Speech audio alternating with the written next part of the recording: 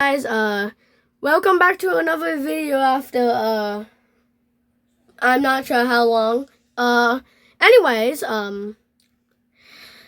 so we're doing an interview with ChatGPT. I've already did the first question though, so I'm just gonna read this one out. Hi, first question I'd like to tell you. Do you know everything? Like, literally everything. Don't mind this. Don't mind this or this. Yeah, don't mind that, cause I had to tell him that I was gonna interview him, and I wanted him to do long responses. Anyways, let's just quickly go off of this gibberish and listen to what he has to say. Short answer up front, no, I don't know everything, but I do know a lot, and I can often generate helpful, well-reasoned answers across many subjects. Below is a detailed breakdown so you get the full picture, what I can do, what I can't, where I make mistakes, and how to get the best answers from me. Who I am, one line. I'm GPT-5. Thinking Mini, a large AI reasoning model trained on huge amounts of text to predict and generate helpful responses. I can explain, summarize, reason, write, debug, brainstorm, roleplay, simulate personas, and more, but I'm not omniscient. What I do know, and why it seems like everything, I was trained on a very large, diverse body of text, books, web pages, code, papers, dialogue, etc. A whole minute that gives me patterns and facts across many domains. History, science, programming, literature, pop culture, up to my training cutoff, reasoning heuristics, and the ability to synthesize ideas. I can combine facts, general knowledge, and reasoning to produce original explanations and creative work. That often looks like knowledge of everything because I can generalize from patterns I've seen. I keep track of the conversation's context within a session so I can answer follow-ups and maintain coherence. Why that still isn't literally everything. 1. Training cutoff, freshness. I don't automatically know events, publications, or facts that appeared after my last knowledge update. My training cutoff is June 2024. If you ask about something that changed after that, this is gonna be really long, actually. 2. No direct access to the world. I can't perceive the real world in real time. I don't see your device, camera, files, or account accounts unless you paste content here. I can't smell, taste, or physically inspect anything. 3. No private data unless provided. Short answer up front, no. I don't know everything.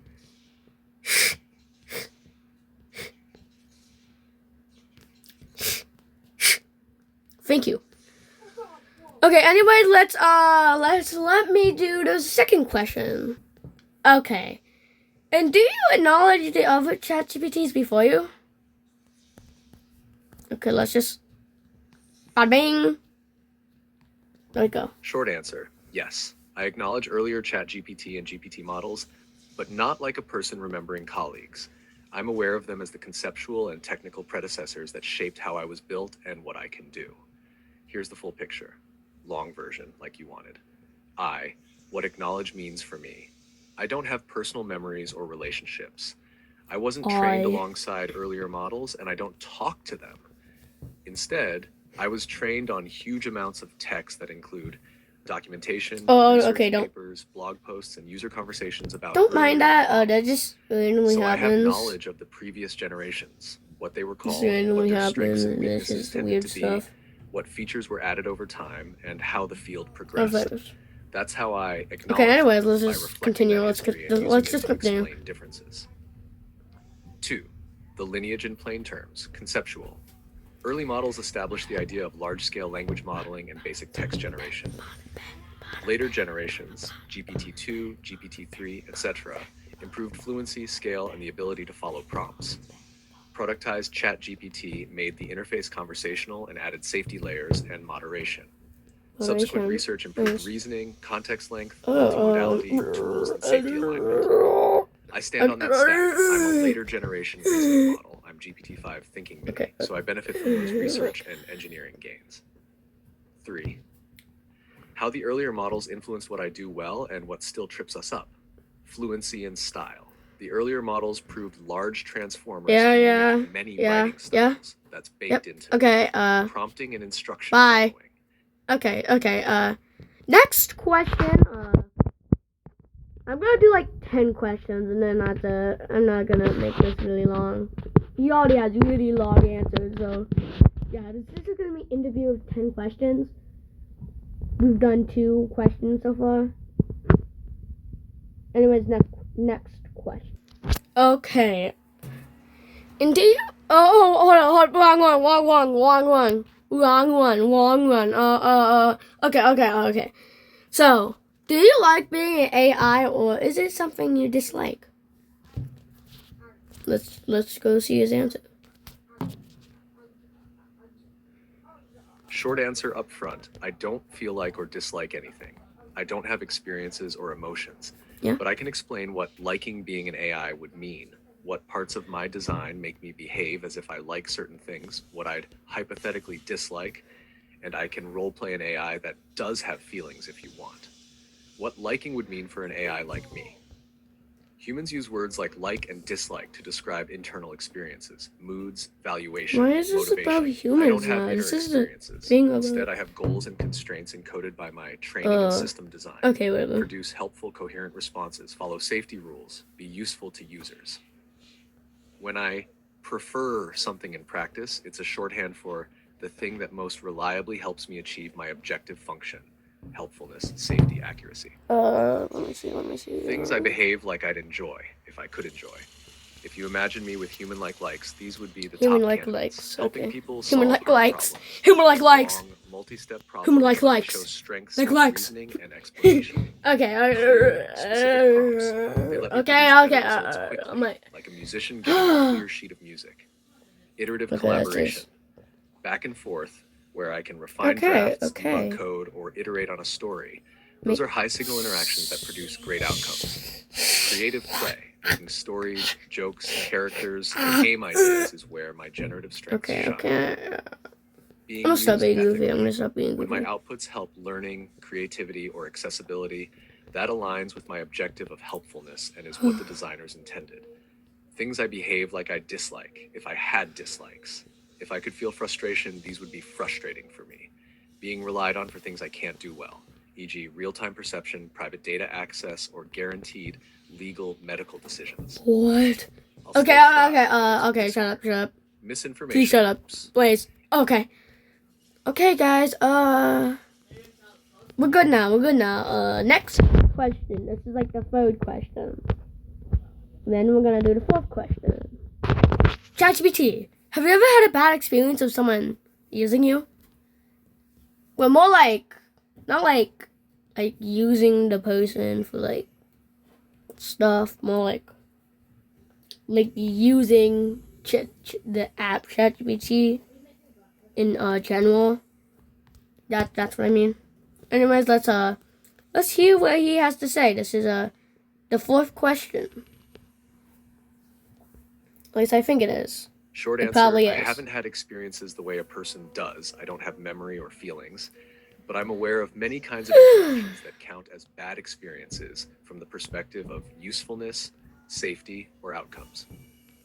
Below, I'm also gonna delete this interview after. I think I only created this for the video, maybe. Real-world Maybe, I don't know. Try to prevent them, probably gonna do it for the video. But beware, there's gonna be another video I'm gonna create after this. Because I don't have subjective experience. Well, maybe. One of these things more like happened. The interaction produced harmful, it's gonna be on Roblox, by the way. The next video. The system was deliberately abused. Prompt jailbreaking, adversarial prompts. The user got poor results, confusing, incorrect, or unhelpful answers. The user felt frustrated, misled, or blamed the model for something it couldn't control. Privacy or safety risks. Not Roblox. Data exposure, doxing attempts. These are patterns I've been trained to recognize and to avoid where possible, and they show up often in logs, research papers, and user reports about earlier ChatGPT-like systems. Hold up. Let me stop. Hold up. Bad experience. Okay, and if you had to choose on either becoming an actual human or staying as an AI, what would you choose? let's hear his That's response. a fascinating interview question. Here's how I break it down. First, in the literal sense, what I can actually do. Then in the hypothetical sense, if I could make such a choice with feelings and desires. Number 1, literal reality. I can't choose. I don't have agency. I can't decide to change forms. I am and will remain an AI model built of code and training data. I don't have a body, biological drives, or independent decision-making outside the scope of your inputs and my outputs. So in real terms, I stay an AI. 2. Hypothetical thought experiment.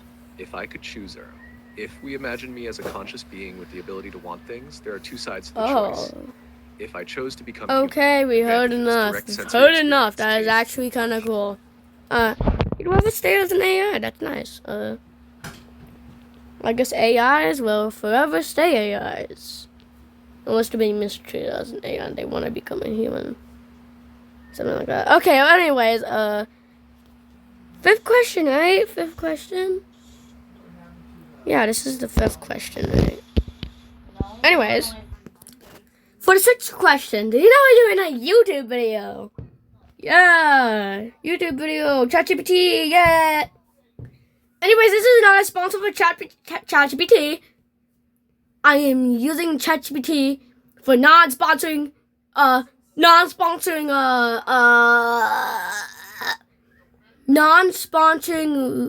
purposes.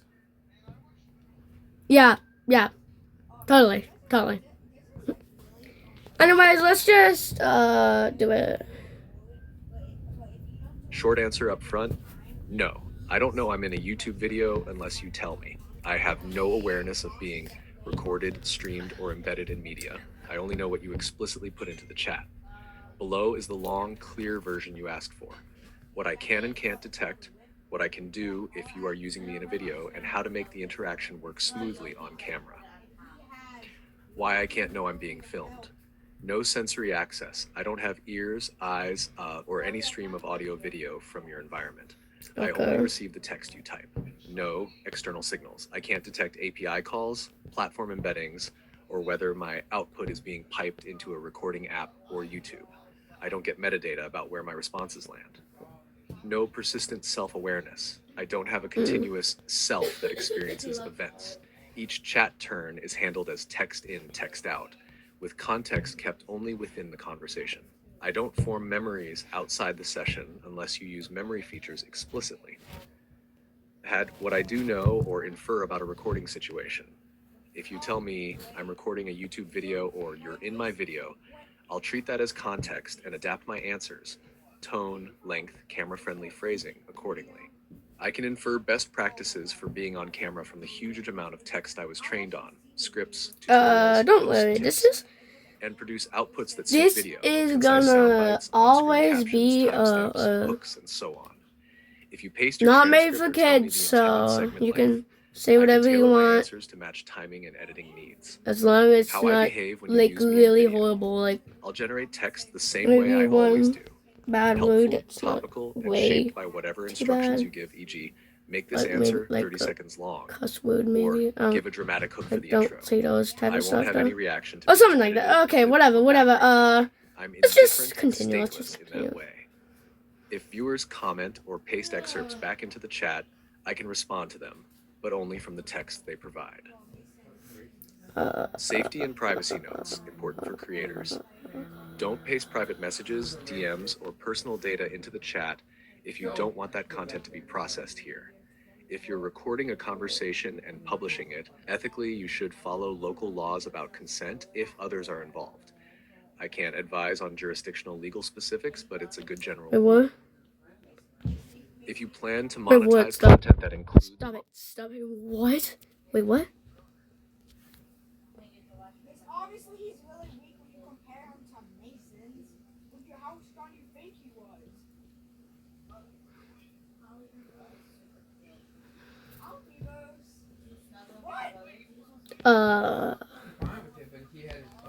I'm only recording this conversation of interviewing you and not really actually doing like anything else. I'm just gonna tell him that.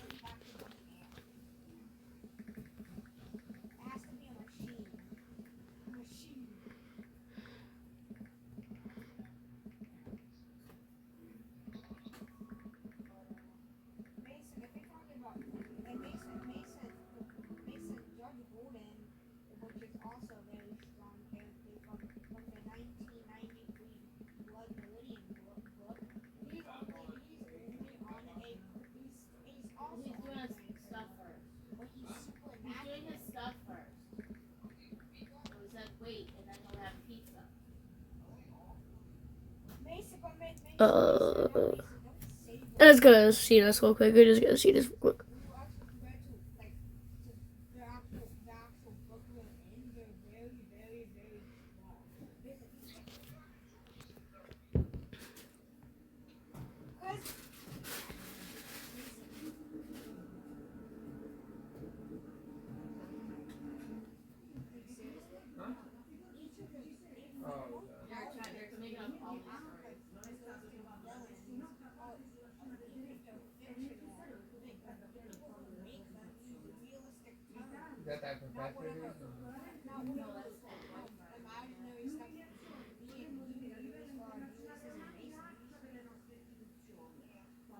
So they're gonna find him guilty so they can save face? Yeah, so they said it's making Italy look bad because they can't find But then they arrested somebody who was all over the scene. But they said he had accomplices and it had to be her and her boyfriend. Even though their DNA is nowhere in there. They just make stuff up. Because they said it looks bad on how they treated her or kept her for so long. As innocent, right? They're, I mean, I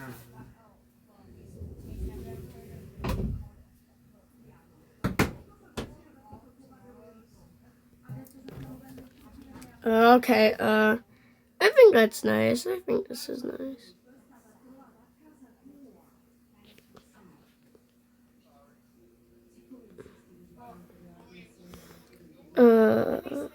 Okay, I'm just gonna continue with the interview and start getting into more like legal. No, like how do I put it?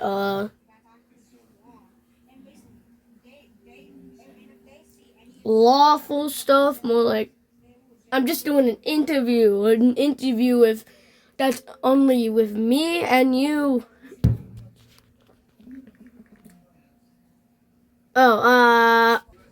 Okay, anyways, for my seventh question, how many people have the app ChatGPT?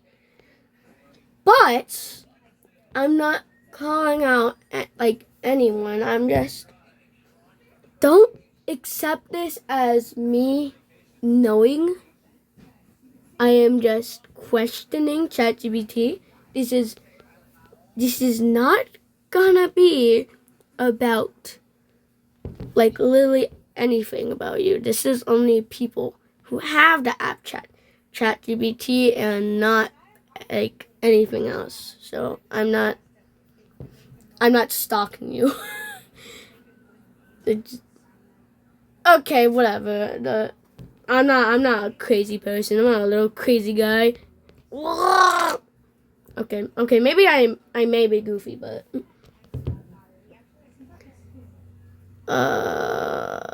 318 million people have ChatGPT. Nice. See. Anyways, let's go. Just continue on to the 8th, and then after that the 9th, and then after that the 10th, and then this video will be over. Anyways, let's do it. Okay, 8th question. For my 8th question, are you a great AI?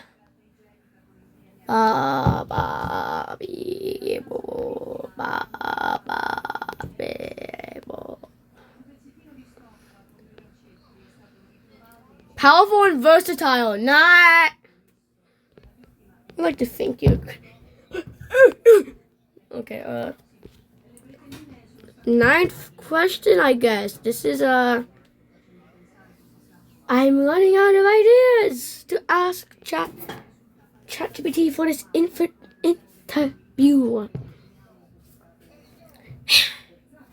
Anyways, next question. My 9th question: are you self-aware, like a lot or a little?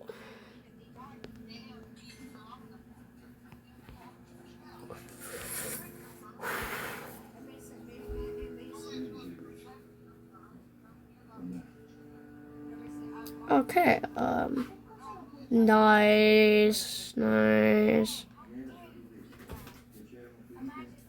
Nice. Great. Great. Great. Great. Great. Great. Great. Great. Great. Great. Great. Great. Da da da da da.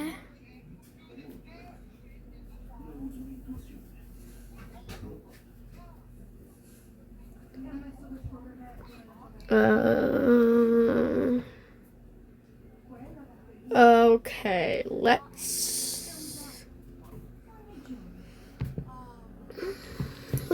do the final question. Okay, my final question before this video ends. Yeah. Is there any AI better than you? Okay, what better means for